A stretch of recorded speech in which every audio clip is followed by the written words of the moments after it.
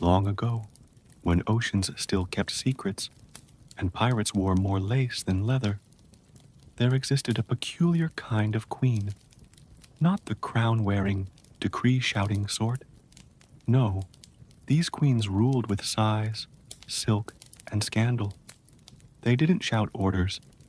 They whispered them through velvet fans while sipping lukewarm tea brewed with betrayal.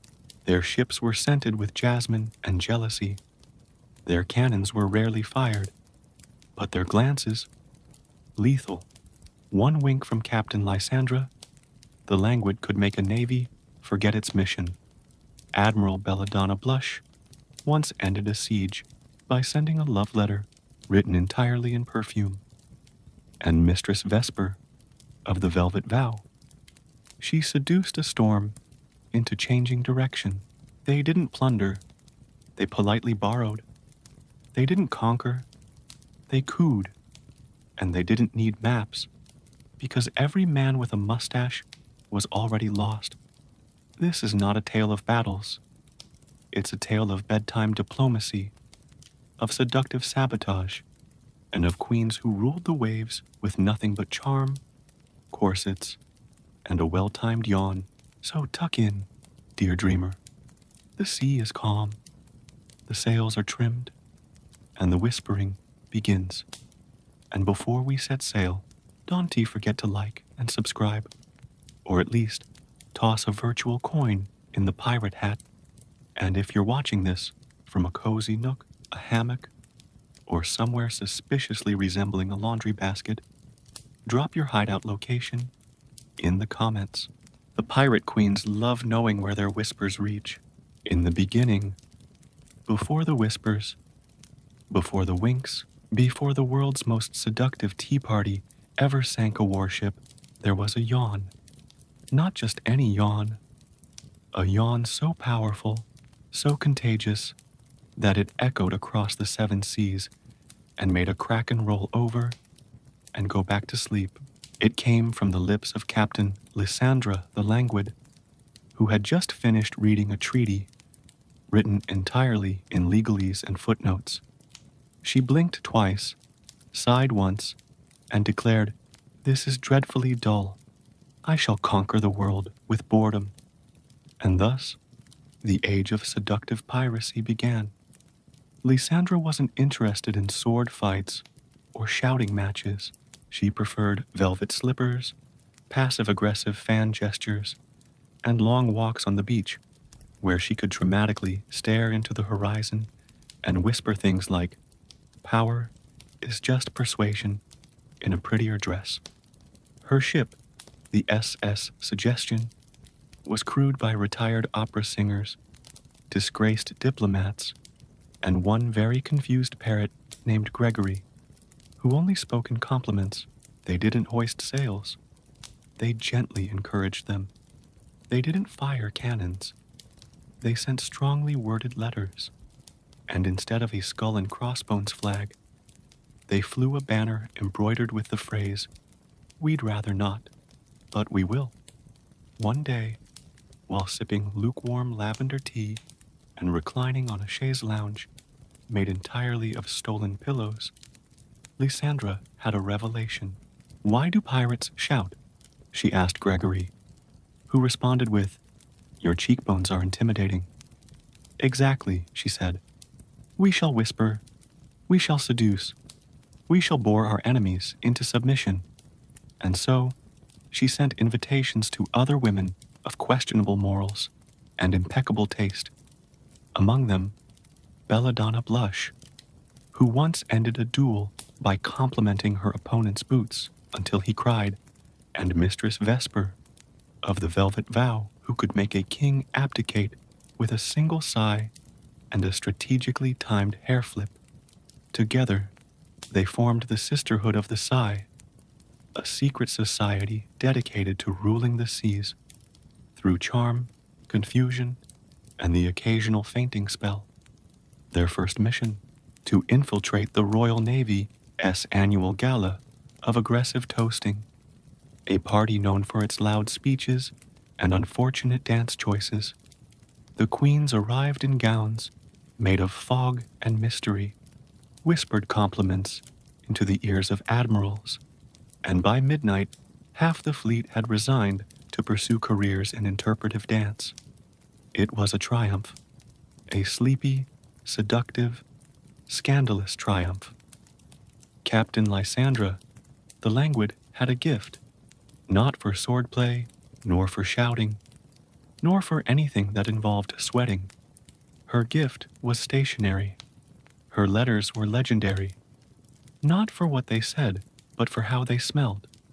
She wrote on parchment soaked in lavender, sealed with wax shaped like a pout, and delivered by messenger pigeons, trained to sigh dramatically upon arrival. One such letter, addressed to Admiral Percival Pompington III of the Royal Navy, read, "Dearest Admiral, I do hope your cannons are polished and your boots are shined. I shall be sailing near your waters tomorrow, but only briefly. My tea is steeping, and I detest overbrewing. Kindly consider not attacking me. Yours in mild indifference, Lysandra the Languid." The Admiral, upon receiving this letter, sniffed it, blinked twice, and declared, "I feel strangely soothed. Cancel the battle. Prepare the tea." His crew, confused but relieved, spent the day arranging doilies and folding napkins into swans. The warship was transformed into a floating salon, complete with harp music and cucumber sandwiches. No cannonballs were fired, only compliments. Lysandra arrived fashionably late, wearing a gown made of stolen curtains and a hat that looked suspiciously like a lampshade. She didn't dock, she hovered. Her ship, the SS Suggestion, floated in with the grace of a bored ballerina. She waved once, blinked slowly, and whispered, "Lovely boots, Admiral." The Admiral fainted. It was her third fainting victory that week. Her crew, trained in the art of dramatic entrance and strategic lounging, disembarked with fans, feather bows, and a complete lack of urgency. They didn't plunder. They perused. They didn't steal. They borrowed indefinitely. By sunset, Lysandra had acquired 3 crates of silk, a barrel of honey, and a signed apology from the Admiral for being too enthusiastic about naval warfare.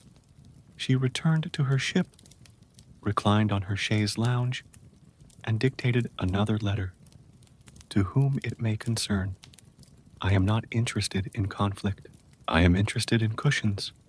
Kindly surrender your fort or send me a catalogue. Yours in gentle persuasion, Lysandra the Languid." And thus, the legend of the lavender letters grew. Fortresses fell, fleets retired, and Lysandra continued her reign, not with fire, but with fragrance. Belladonna Blush was not born with a sword in her hand. She was born with a mirror, a smirk, and a scandalous sense of timing. Her specialty, compliments so confusing they caused minor diplomatic incidents. She once complimented a duke's mustache, so poetically that he resigned from politics and opened a bakery. She told a general his boots looked like they had secrets, and he immediately confessed to 3 affairs and a misplaced cannon. Her ship, the HMS Flirtation, was painted in shades of rose and regret. The sails were embroidered with flirtatious riddles, and the crew wore matching blush-toned uniforms with pockets full of perfume and passive-aggressive poetry. Belladonna didn't attack navies. She attended them. She'd arrive at military ports uninvited, wearing a gown made of stolen curtains and a tiara shaped like a question mark. Her entrance music? A single harpist playing oops in a minor key. One fateful afternoon, she approached the Royal Navy's flagship, the HMS Sternface, with nothing but a fan, a feather boa, and a basket of compliments. The Admiral, Sir Barnaby Blinksworth, was known for his stern demeanor and unfortunate eyebrows. Belladonna boarded the ship with a slow-motion twirl and whispered, "Your eyebrows look like they've seen things." The Admiral blinked, then blinked again, then blinked so much that the crew mistook it for a distress signal and abandoned ship. Belladonna, now in control of the vessel, renamed it the HMS Maybe and filled the captain's quarters with scented candles and confusing love letters. She didn't loot the ship. She redecorated it. She replaced the cannonballs with decorative pillows and the battle plans with recipes for seductive soufflés. Her crew hosted a tea party on the deck, complete with lace doilies and dramatic sighing. The Navy, watching from afar, assumed they'd been defeated by some sort of emotional tsunami and surrendered immediately. Belladonna sent a thank you note to the Admiral, which read, "Dear Sir Blinksworth, your surrender was as graceful as your cheekbones. I shall treasure your ship and your confusion forever. Yours in strategic flattery, Belladonna Blush," and thus the legend of the blinking Navy was born. No shots fired, no blood spilled, just compliments, confusion, and a very well-decorated warship. Mistress Vesper of the Velvet Vow didn't walk. She glided. She didn't speak. She murmured. And she didn't conquer. She convinced. Her ship, the HMS Hush, was made entirely of mahogany, mystery, and questionable decisions. The sails were velvet, dyed midnight blue, and her crew wore robes that whispered when they moved. No one knew where she came from, though rumors swirled that she was born during a thunderstorm and raised by retired opera divas. Vesper's greatest weapon wasn't a sword or a cannon. It was her sigh. One sigh from Vesper could cause a treaty to unravel, a prince to propose, or a diplomat to forget his native language. Her sighs were studied by scholars, feared by generals, and once mistaken for a weather phenomenon. Her most famous sigh occurred at the Ball of Blinking Monarchs, a royal gathering where kings competed in passive-aggressive diplomacy and dramatic cape-twirling. Vesper arrived fashionably late, wearing a gown made of velvet and vengeance, and carrying a fan shaped like a broken promise. She approached King Reginald, the reasonably handsome, who had recently declared war on 3 nations, 2 bakeries, and 1 particularly loud goose. Vesper didn't argue. She didn't negotiate. She simply sighed.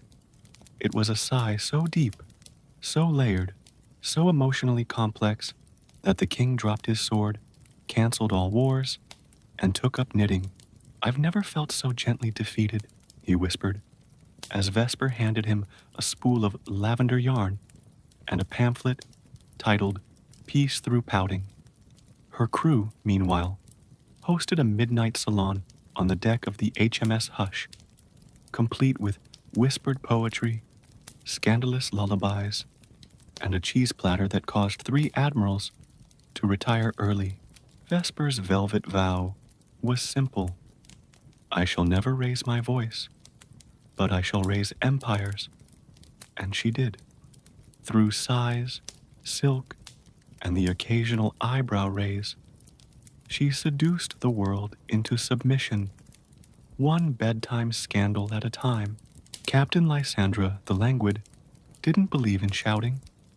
She believed in sighing, and she didn't believe in hiring sailors. She hired poets. Her crew aboard the SS Suggestion was a collection of emotionally unstable lyricists, retired romance novelists, and 1 parrot named Gregory, who only spoke in haikus. They didn't swab the deck. They sonneted it. They didn't raise the anchor. They serenaded it until it felt appreciated enough to lift itself. Each morning began with a dramatic reading of the ship's breakfast menu, followed by a group sigh and a round of compliments. The ship's cook, a former playwright named Basil, once served a soup so poetic it made 3 crew members weep and one faint into a bowl of croutons. Their battle cries were rhymed, their insults were iambic, and their mutinies, oh, their mutinies were gentle, well-worded, and usually ended with a group nap. One particularly sleepy afternoon, the crew grew restless. The wind was too polite, the waves were too agreeable, and the tea had steeped itself into existential despair. A mutiny was declared, not with swords, but with a strongly worded sonnet. O Lysandra, queen of sighs and silk, we crave a storm, not just warm milk. Let cannonballs fly, let tempests roar, or we shall nap upon the floor. Lysandra, reclining on her chaise lounge, made of stolen pillows and unresolved feelings, blinked twice and whispered, "Very well, let us mutiny together." And so they did. They all lay down on the deck, dramatically draped in velvet, and napped in protest. Gregory the parrot perched atop the mast and recited, "Feathers in the breeze, mutiny with gentle dreams, nap is revolution." The ship drifted aimlessly for 3 days, powered only by sighs and the occasional snore. Nearby vessels, confused by the synchronized lounging, assumed the crew had been cursed by a sleep witch and gave them a wide berth. Eventually, Lysandra stood, stretched like a cat with secrets, and declared, "Let us resume our reign of gentle chaos." The crew applauded softly. Basil served soup. Gregory recited a haiku about soup, and the mutiny was officially recorded in the ship's log as a very dramatic nap. If you ever found yourself at sea and suddenly noticed that the waves were tiptoeing, the wind was holding its breath, and the seagulls were whispering, "Sorry for squawking too loudly, congratulations," you were near the HM's Hush. Mistress Vesper's ship didn't creak, didn't groan, didn't even politely cough. It glided across the water like a secret wrapped in velvet. The crew wore slippers. The anchor was padded. Even the cannonballs were wrapped in silk, just in case someone sneezed during battle. The ship's motto, embroidered in cursive on the stern, read, "She." One foggy evening, Vesper received word that a lighthouse on Whimpering Rock had been taken over by a rival pirate gang known as the Shouting Shrimps. They were loud, rude, and wore neon. Vesper found them exhausting. She didn't send a fleet. She sent a whisper. Her crew approached the lighthouse under cover of dusk, rowing in velvet-lined dinghies and humming lullabies. Gregory the parrot, now moonlighting as a stealth scout, wore a monocle and whispered updates like, "They're arguing about soup again." Vesper's plan was simple: compliment the lighthouse until it surrendered. She stood at the base of the tower, looked up, and murmured, "You have excellent architectural shoulders." The lighthouse blinked its light twice, confused. She continued, "Your spiral staircase is emotionally mature." The Shouting Shrimps, startled by the compliments and unsure how to respond, began to question their life choices. One pirate wept into his megaphone. Another tried to shout, "Thank you," but it came out as a whisper. By midnight, the lighthouse had surrendered. Vesper climbed to the top, replaced the bulb with a scented candle, and declared the tower a beacon of boundaries and soft lighting. Her crew celebrated with a silent disco. Everyone wore headphones and danced, like they were apologizing for existing. Gregory recited a haiku, "Lighthouse blushes deep, compliments like velvet waves, silence wins again." And so the legend of the silent ship grew. No battles, no bruises. Just whispers, winks, and a lighthouse that now hosted weekly poetry readings. Captain Lysandra the Languid believed in diplomacy, but only if it involved doilies. Her idea of warfare was a well-timed tea party with passive-aggressive pastries and emotionally complex napkin folds. Her ship, the SS Suggestion, was equipped with a full tea salon below deck, complete with lace curtains, mismatched china, and a chandelier made entirely of stolen earrings. The crew, trained in the art of dramatic sipping, could brew a pot of chamomile so soothing it made enemy sailors question their life choices. One particularly tense afternoon, Lysandra found herself face to face with the Imperial warship of unnecessary loudness, captained by Commodore Clive Clang McBoom. His ship was covered in brass, his crew wore boots that echoed for miles, and his battle strategy involved shouting, "Fire!" even when nothing was loaded. Lysandra, reclining on a velvet chaise with a biscuit balanced delicately on her knee, sent a message across the waves.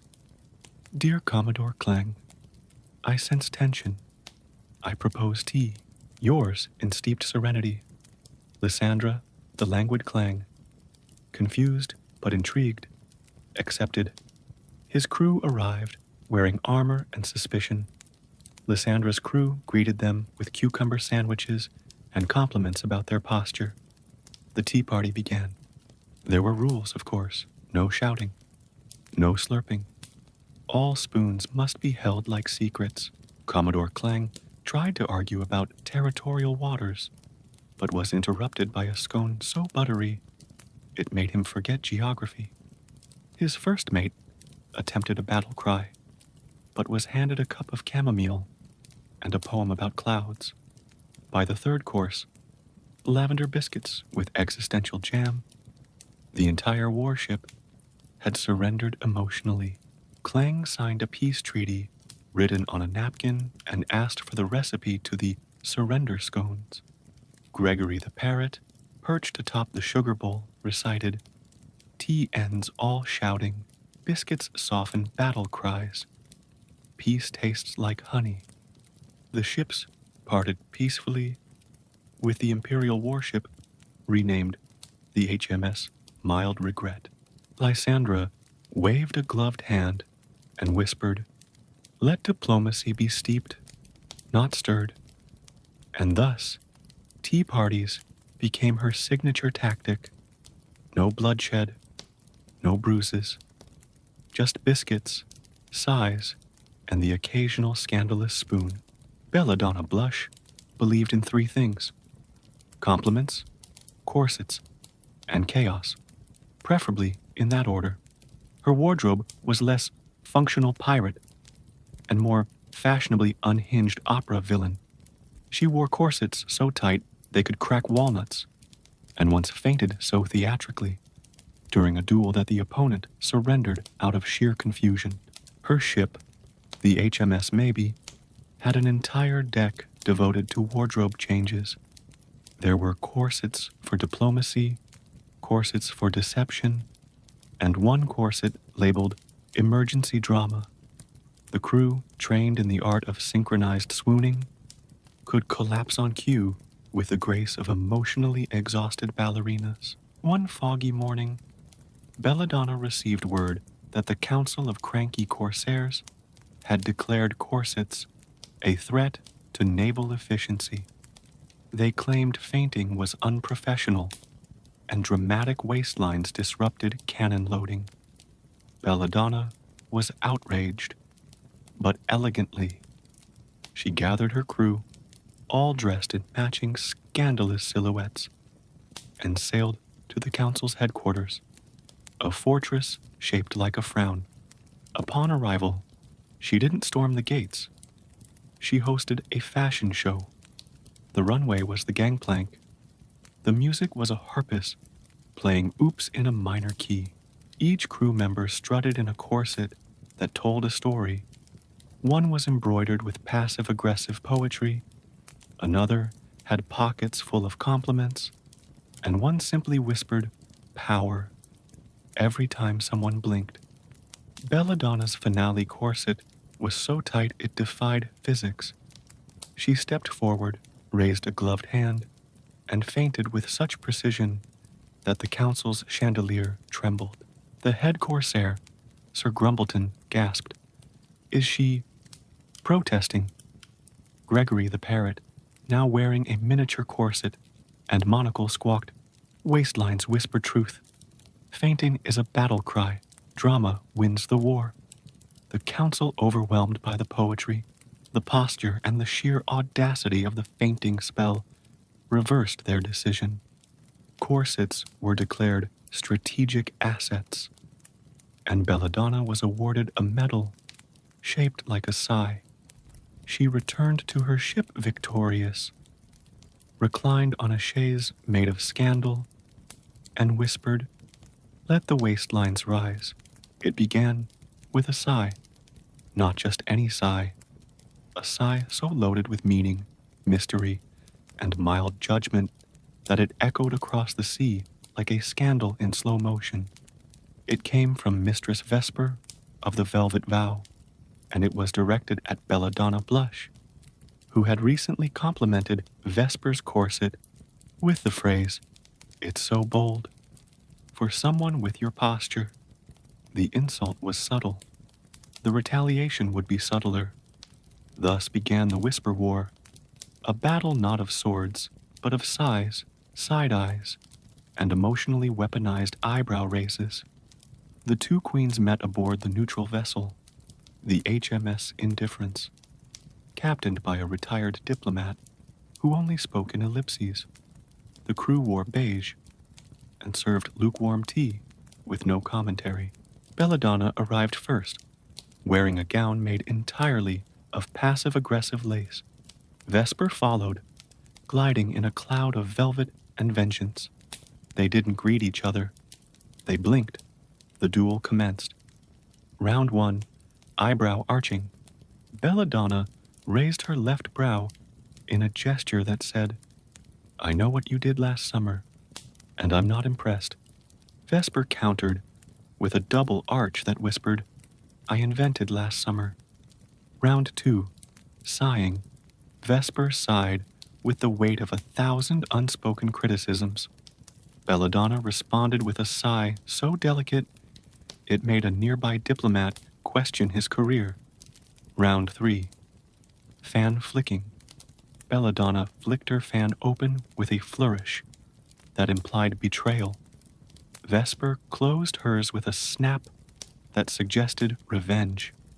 The crew of the HMS Indifference watched in silence, unsure whether to intervene or applaud. Gregory the parrot, now wearing a referee sash, squawked, whispers clash like waves, eyebrows duel in velvet storms, peace is dramatic. Finally, after 3 hours of sighs, blinks, and one scandalous hair toss, the queens reached a truce.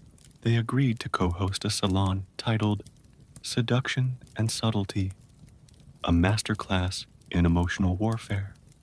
The Whisper War was recorded in maritime history as the most polite conflict ever, and both queens were awarded medals shaped like raised eyebrows. As they parted ways, Belladonna whispered, Your corset is ambitious. Vesper replied, Your fan technique is evolving. And thus, peace was restored until someone complimented the wrong hat. Once a year, when the moon was feeling flirty and the tides were emotionally available, the pirate queens hosted the Seduction Summit of Siren's Cove, a diplomatic gathering so luxurious, so passive-aggressive, and so confusingly scented that even the most hardened warlords, RSVP Tauber D, with scented wax seals and nervous poetry, the cove itself was enchanted, or at least mildly bewitched, by a retired sea witch named Doris, who now ran a spa. The entrance was guarded by seagulls, trained to judge outfits, and the air smelled faintly of lavender, ambition, and unresolved romantic tension. Mistress Vesper arrived first, gliding in on the HMS Hush, wearing a gown made of velvet and vague threats, Belladonna Blush followed, aboard the HMS Maybe, dressed in scandal and sequins. Captain Lysandra, the languid, floated in fashionably late, sipping tea and wearing a hat that looked suspiciously like a chandelier. The guest list included Admiral Percival Pompington III, who arrived without pants, but with a monocle and a firm handshake, Duchess Delilah of Dramaville, who spoke only in compliments and wore a tiara made of rumors, Ambassador Snoot, who tried to declare war but was handed a biscuit and forgot why he was angry. The summit's agenda was simple: whisper-based diplomacy, corset appreciation, and a group sigh to honor the art of emotional warfare. The opening ceremony featured a synchronized fan flick performed by the queens, followed by Gregory the Parrot reciting, "Size shape empires now. Pants are optional at peace. Tea ends tyranny." The highlight of the summit was the Seduction Symposium, where each queen presented her signature tactic. Vesper demonstrated the strategic sigh, which caused 3 diplomats to retire early. Belladonna unveiled compliment combat, a technique involving flattery, so confusing it led to spontaneous treaties. Lysandra hosted a workshop titled How to Win a War with a Wink and a Biscuit. The summit ended with a moonlit toast, a group nap on velvet cushions, and a formal declaration that all future conflicts must begin with a compliment and end with a feint. Admiral Pompington, still pantsless, but deeply moved, declared, "This is the most emotionally fulfilling surrender I've ever attended," and thus the Seduction Summit became legend, a place where diplomacy wore perfume, peace was served with pastries, and pirate queens ruled with charm, chaos, and corsets. Captain Lysandra the Languid had anchored the SS Suggestion near the disputed waters of Snore Strait, a region claimed by both the Royal Navy and a group of pirates known as the Growlers. Tensions were high, eyebrows were raised, tea was steeping ominously. The Growlers, led by Captain Crank McGruff, were known for their grumpy battle cries and refusal to use conditioner. They sent a message demanding surrender, written in all caps and delivered by a pigeon wearing combat boots. Lysandra blinked twice, sighed once, and whispered, "Prepare the pillows!" Her crew, trained in the art of passive-aggressive combat, retrieved the emergency fluff arsenal, a collection of goose-down pillows, satin eye masks, and one very judgmental teddy bear named Sir Snuggleton. At dawn, instead of cannon fire, the Growlers were met with a barrage of pillows launched from velvet catapults. The sky filled with feathers and confusion. One pirate shouted, "Is this warfare or bedtime?" Belladonna Blush arrived mid-battle, wearing a corset shaped like a cloud and wielding a pillow embroidered with the phrase, "Let S talk about your feelings." She twirled onto the deck, complimented a Growler's beard, and knocked him gently into a nap. Mistress Vesper, ever the strategist, deployed her crew in synchronized swooning formations. They feinted dramatically onto the enemy ship, creating a soft blockade of velvet and vulnerability. Captain Crank McGruff, now buried under a pile of scented pillows and unsolicited compliments, surrendered with a yawn. "I can't fight this," he mumbled. "It smells like lavender and emotional closure." The treaty was signed on a satin scroll using a quill made from a particularly judgmental goose. Gregory the Parrot, wearing a sleep mask and sipping chamomile, recited, "Feathers fall like peace, pillow fights and pirate wars. Giggles conquer all." The Pillow Fight Treaty declared Snore Strait a neutral napping zone, where all future conflicts must be resolved with bedtime snacks and interpretive sighing. And so, the Queens sailed on, victorious, well-rested, and slightly glittery. No bruises, no bloodshed, just fluff, finesse, and the occasional feint. Folded into quarters, sealed with a kiss, and tucked inside a bottle shaped like a regret, the parchment arrived on the HMS Maybe during a particularly dramatic thunderstorm that smelled faintly of cinnamon and unresolved tension. Belladonna Blush, ever the romantic cartographer, unfurled the map with a flourish and declared, "This is either a path to riches or someone's emotional breakdown." The map was covered in swirls, sighs, and what appeared to be moans, written in cursive. There were no coordinates, no landmarks, and no clear instructions. Just phrases like, "Turn left at Longing," "Follow the trail of whispered promises," "X marks the spot where I first saw your cheekbones." Mistress Vesper, summoned for her expertise in decoding emotional nonsense, examined the parchment and murmured, "This is not a map. This is a love letter with poor grammar." Gregory the parrot, now wearing reading glasses and sipping espresso, squawked, "Moans mistaken for maps. Love leads to naps, not treasure. Grammar breaks the heart." Despite the confusion, the queens decided to follow the map. Their journey led them to a cove shaped like a sigh, a rock that looked suspiciously like a disappointed ex, a tree that whispered compliments when hugged. At each stop, they found not gold, but gifts of emotional closure, a velvet pouch of old love letters, a corset embroidered with the phrase, "I forgive you, but I'm still dramatic," a pillow embroidered with, "You tried." Eventually, they reached the final destination, a hammock strung between two palm trees, gently swaying in the breeze, forgotten expectations. There was no treasure, just a note that read, "If you've made it this far, you deserve a nap." Belladonna sighed. Vesper fainted. Lysandra brewed tea. The crew curled up in the velvet blankets and declared the expedition a success. The map was framed and hung in the ship S salon under the title, "The Cartography of Closure," and thus the legend of the misunderstood moans was born.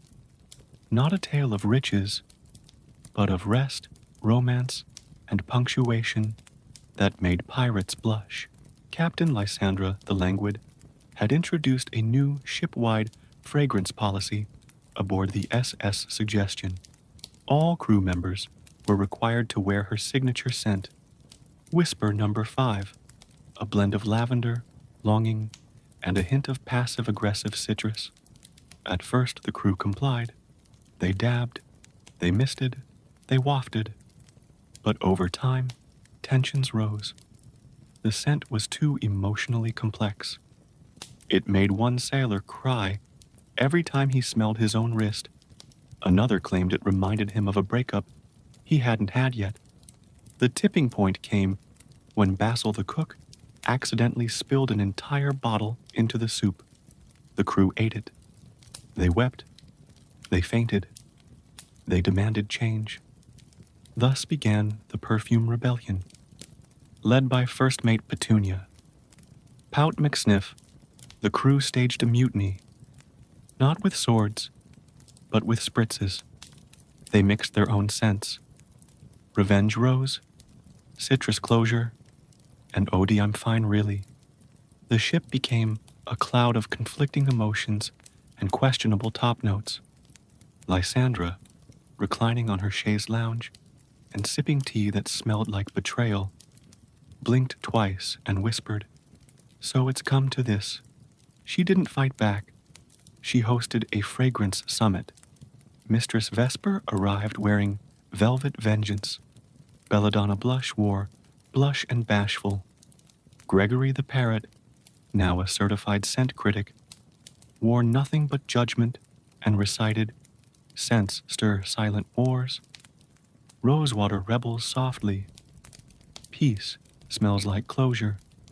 The summit featured a scent-off judged by retired perfumers and emotionally distant poets, a group therapy session titled, "When Your Cologne Has Opinions," a ceremonial spritzing of the anchor.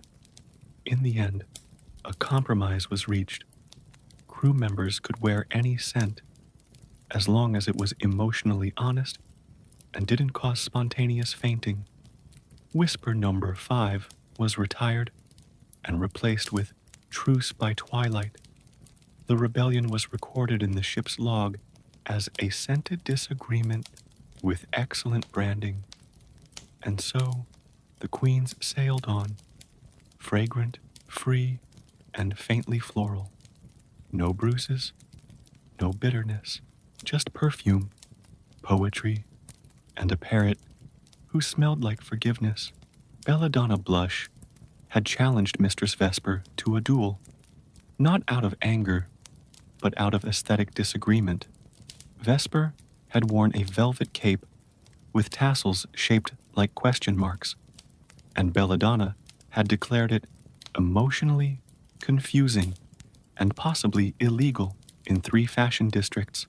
The duel was scheduled for dawn at Dimple Bay, a location known for its gentle waves, passive-aggressive fog, and seagulls that judged you silently. The rules were simple: no shouting, no sweating. All dramatic gestures must be choreographed.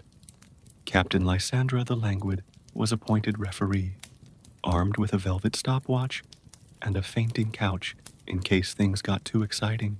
The queens prepared meticulously. Belladonna practiced eyebrow lunges and fan flicks.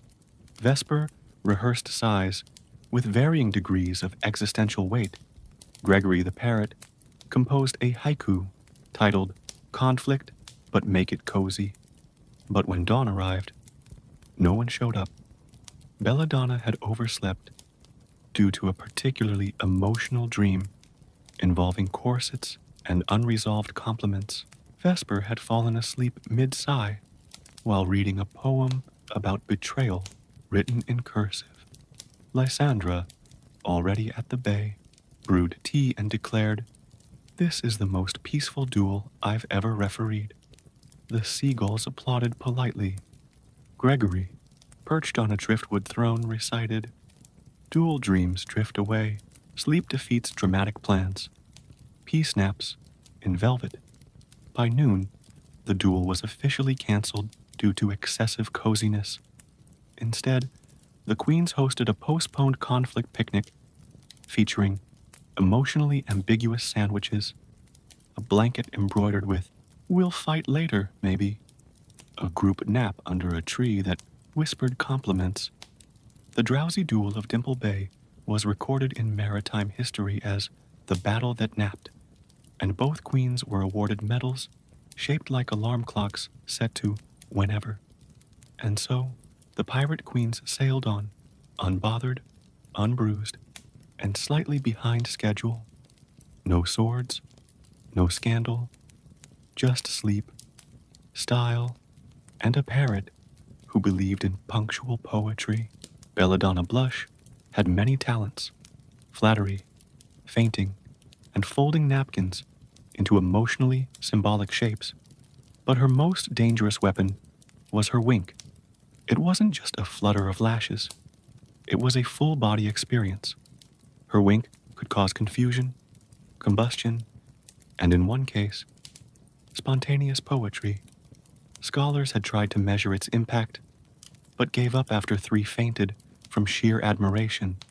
One fateful evening, Belladonna attended the Royal Gala of Overcompensation, hosted by King Archibald the Alarmingly Confident, a monarch known for his loud fashion choices and unfortunate habit of narrating his own entrances. Belladonna arrived wearing a gown made of scandal and sequins, her corset embroidered with the phrase, "I'm not arguing, I'm just better." She didn't walk, she glided, leaving a trail of perfume and panic. King Archibald, upon seeing her, declared, "I shall woo this woman with my wealth, wit, and wardrobe." Belladonna blinked once, then winked. The wink was so powerful it shattered a chandelier, caused a nearby diplomat to propose to a chair, registered as a 2.3 on the royal seismograph of emotional tremors. King Archibald dropped his goblet, canceled his speech, and filed for divorce from his third wife, who was already halfway through the buffet. "I've seen the truth," he whispered, "and it wears sequins." The gala descended into chaos. Guests fainted. Musicians switched to playing dramatic lullabies. Gregory the parrot, now wearing a tuxedo and sipping sparkling regret, recited, "Wink splits royal vows, eyelash, quake shakes velvet halls. Truth flutters gently." Belladonna, unfazed, accepted a bouquet of confused roses and left the gala with a new title, Her Winkness, the Duchess of Disruption. The event was recorded in history as the Gala That Blushed, and the royal palace installed velvet curtains in every room to absorb future emotional tremors. And so, the pirate queens sailed on, winking, whispering, and occasionally causing minor geological events. No swords, no shouting, just sequins, sighs, and a parrot who believed in poetic tectonics. Captain Lysandra the Languid had a vision, a world where pirates didn't just pillage, they pouted, where battles were won with compliments, and fainting was considered a tactical maneuver. Thus, she founded the Seduction School for Scallywags, located on the floating island of Flirtmore Atoll, which drifted wherever the drama was thickest. The school's motto? Charm before cannon. Enrollment was open to all who could sigh convincingly and walk in a straight line while dramatically holding a teacup. The curriculum included advanced eyebrow archery, how to raise one brow and emotionally devastate, a room, corset combat, strategic feinting, and waistline warfare, napkin, diplomacy, folding techniques that imply betrayal, forgiveness, or mild flirtation, psi theory, the physics of breathy persuasion. Mistress Vesper taught whisper warfare, a class so quiet students often forgot they were in it. Belladonna Blush led compliment combat, where pirates learned to disarm enemies by praising their boots with suspicious sincerity.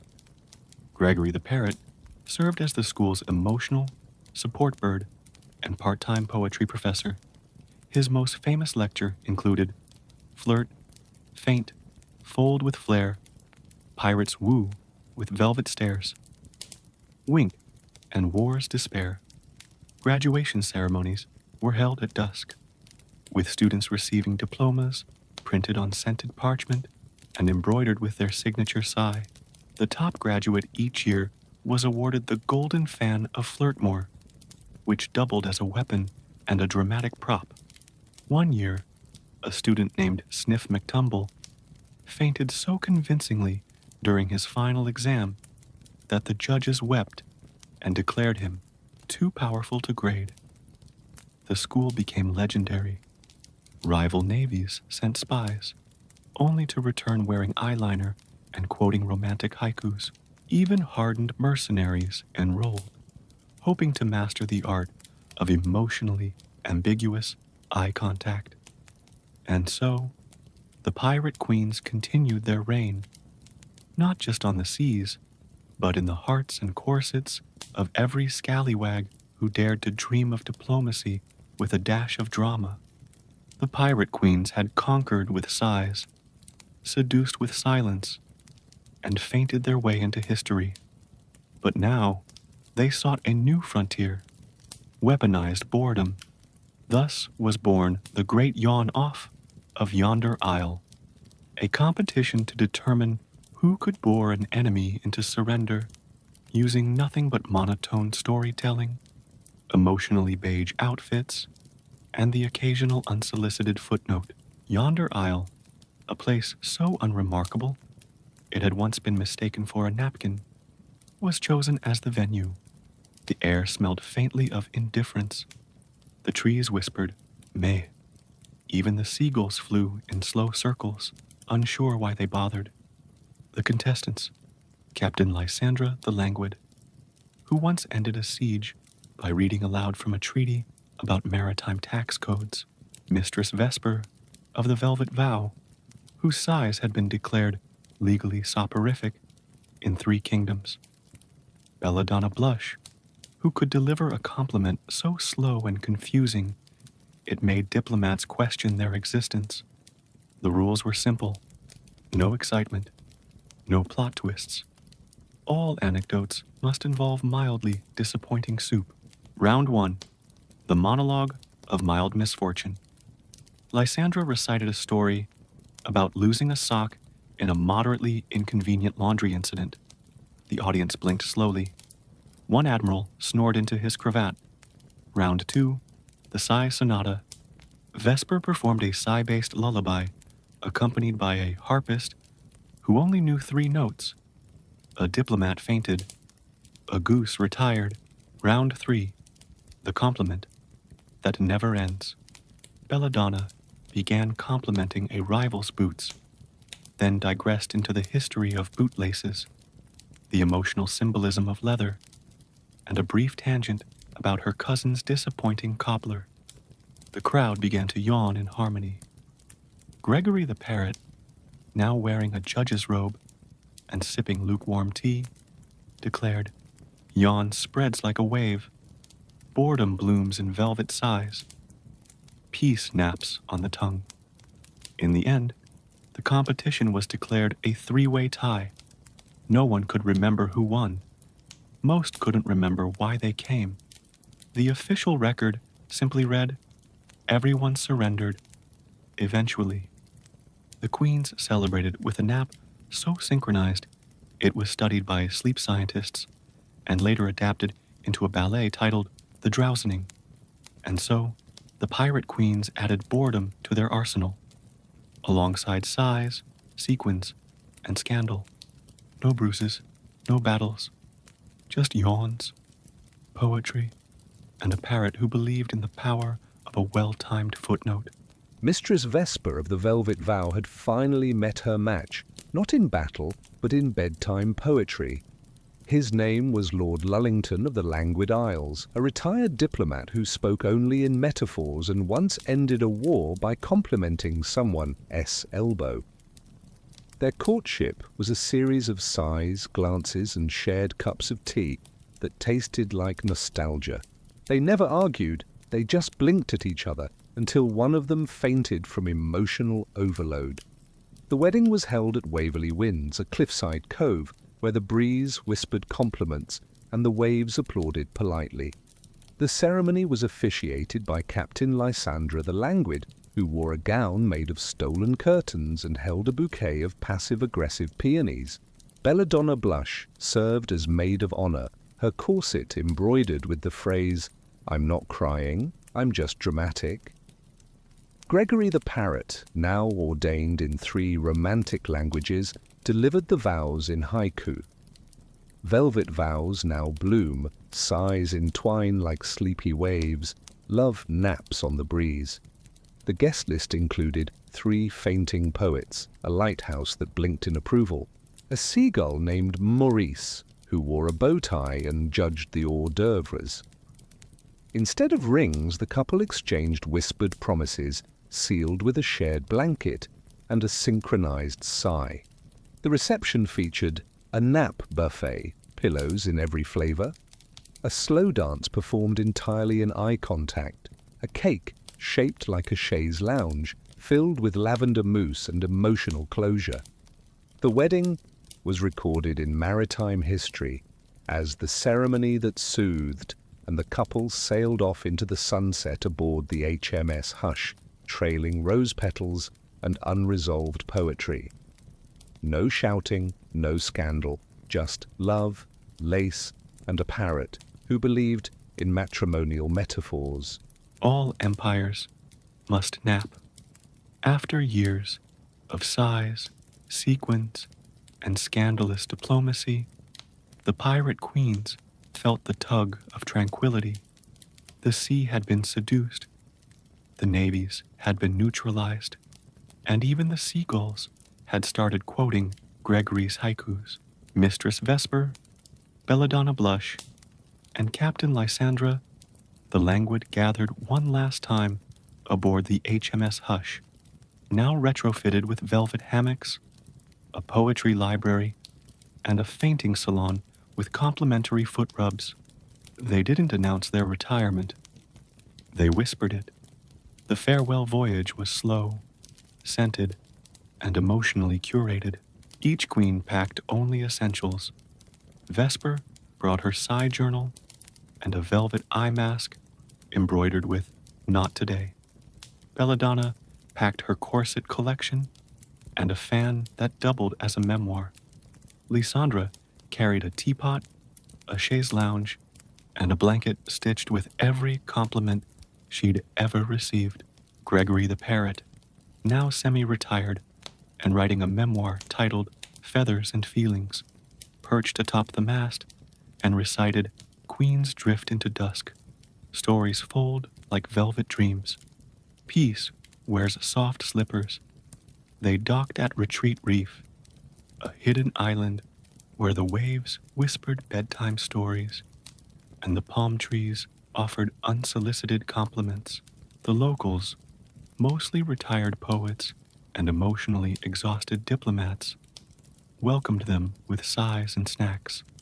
The queens opened the school of soft power, teaching fainting technique, fan choreography, and the art of winning arguments by blinking slowly.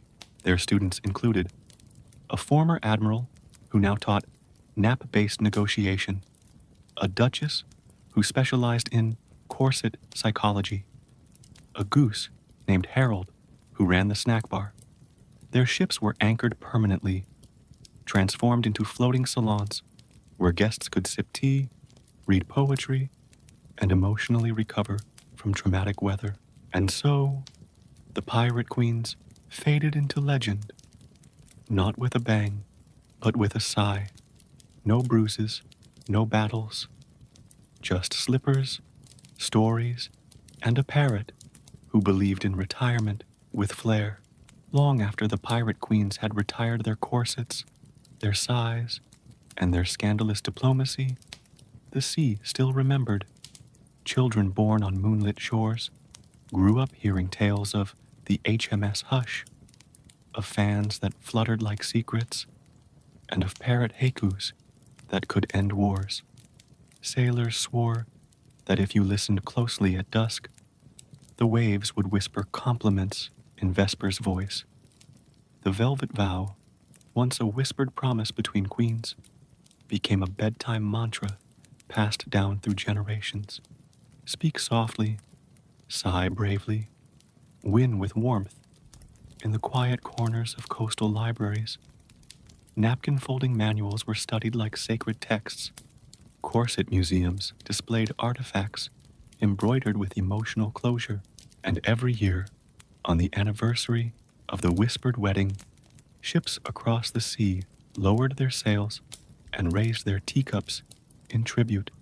Gregory the parrot, now a legend himself, was immortalized in sculpture, perched atop a velvet book, monocle in place, forever mid-haiku. The pirate queens never returned to battle. They didn't need to. Their legacy lived in every sigh that softened a storm, every compliment that calmed a quarrel, and every feint that ended a feud. And so, the world grew gentler, not because of swords, but because of softness, because of sequence, because of sighs. The tale is told, the sails are furled, the parrot has perched, and the sea, ever sentimental, hums a lullaby in velvet tones. Sleep now, dear reader. Let your dreams be dramatic, your blankets embroidered, and your heart faintly perfumed with peace. Good night.